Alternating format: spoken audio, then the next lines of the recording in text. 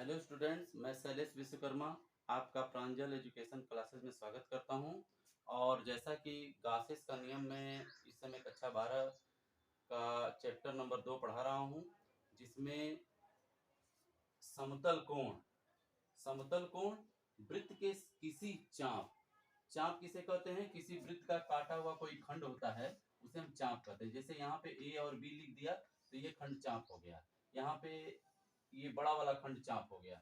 या इसको इसी इसी चाप को लेकर के हम यदि मिलाएं तो केंद्र पर एक कोण अंतरित होता है। तो यहाँ पे लिखा हुआ है, वृत्त के किसी चाप के दोनों सिरों को मिलाने वाली रेखा द्वारा केंद्र पर बना कोण समतल कोण कहलाता है। तो जैसा कि हम एक चाप यहाँ पे अंतरित कर रहे हैं और इसके एक बिंदु ए और एक बिंदु बी को इस तरह से मिलाया जाए तो किसी भी वृत्त का ये निर्माण करेगा। और किसी वृत्त का निर्माण करेगा तो जिस बिंदु पर ये कट रहा है वही बिंदु उस वृत्त का केंद्र होगा। तो इसके बीच बना हुआ कोण थीटा से प्रदर्शित किया जाता है, यानी समतल कोण को थीटा से प्रदर्शित करेंगे। और ये जो हमारी हो गई, ये त्रिज्या कहलाने लगेगी। और चाप को मैं ये कह दूं कि इसकी लंबाई, ये जो आर्क है, इसे हम डेल्टा एल या डेल्टा यस कहते हैं। तो हम सीधे सीधे कह सकते हैं theta is equal to delta S upon R, यानी आपका समतल कोण का ये सूत्र हो गया। तो समतल कोण या कोणीय विस्थापन भी इसको बोला जा सकता है। तो समतल कोण थीटा इज इक्वल टू चाप की लंबाई बटे त्रिज्या की लंबाई, यानी चाप बटे त्रिज्या को हम कह सकते हैं क्या? समतल कोण चाप बटे त्रिज्या। और स्टूडेंट्स, कोण का मात्रक रेडियन होता है। क्या? रेडियन। किंतु इसकी बीमाहीन राशि है, ये बीमा नहीं होती।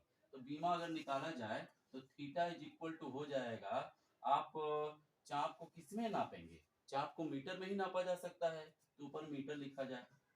और त्रिज्या किस में नापेंगे? मीटर में ही नापेंगे, तो नीचे भी मीटर लिखा जाए। तो मीटर से मीटर कट जाता है तो एक वास्तविक संख्या आती है।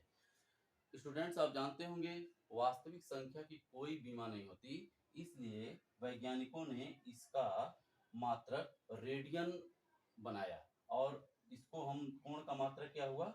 रेडियन। तो आप इसे अच्छी तरह से देख लीजिए और अपने नोट्स को तैयार कर लीजिए। अगला मैं हेडिंग पढ़ाने जा रहा हूं आपको, सॉलिड एंगल यानी कि घन कोण। तो घन कोण को देखिए, घन कोण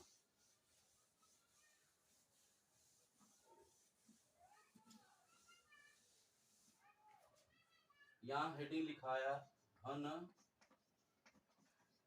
कोण यानी सॉलिड एंगल।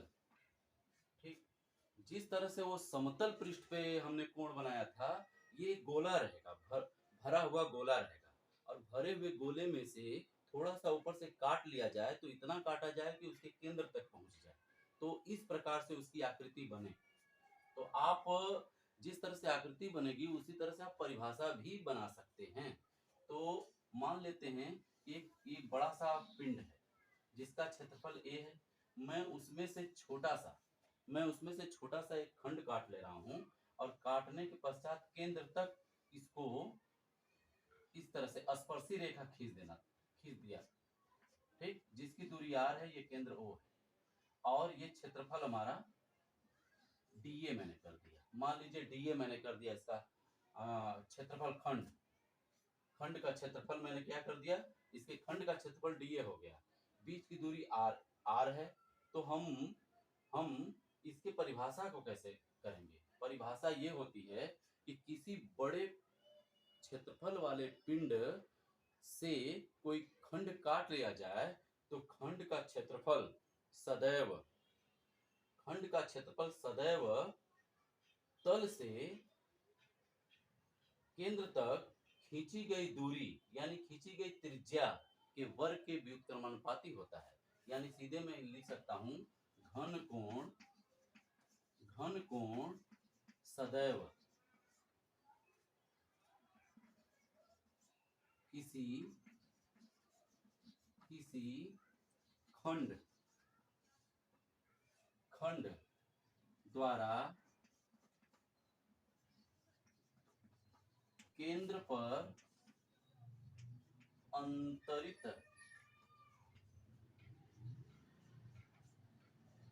कोण है जो उस खंड के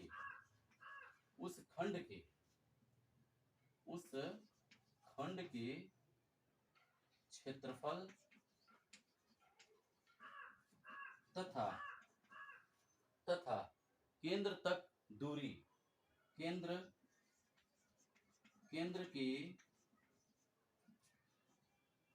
के बीच की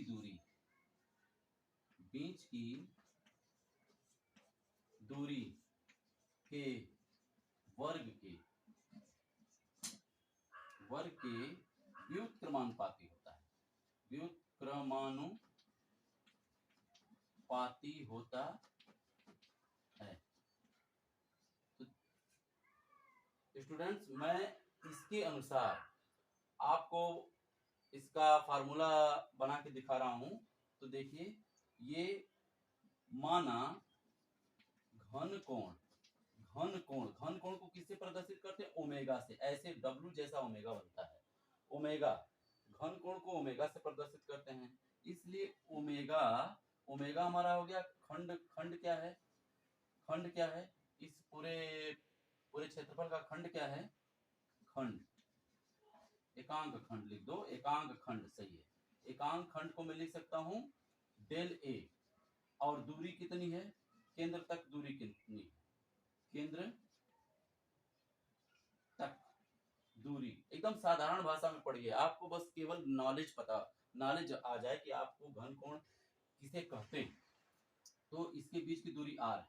अब जैसे जैसे आपका परिभाषा लिखा है वैसे वैसे ये बना दीजिए। तो हम घन कोण कहते हैं एकांक खंड के क्षेत्रफल के समानुपाती तथा बीच की दूरी के वर्ग के व्युत्क्रमानुपाती। तो ये आपका घन कोण का फार्मूला हो गया। Omega is equal to del A by R square. और स्टूडेंट्स, इसका मात्रक होता है स्टेरेडियन। क्या? स्टेरेडियन। तो आप इसको अच्छी तरह से याद कर लीजिए और इसका एक पन्ने पर अपना नोट्स बना लीजिएगा। और मुझे आशा है कि आपको कोण, समतल कोण और घन कोण अच्छी तरह से समझ में आया होगा। एक बार इसे बढ़िया से देख लीजिए।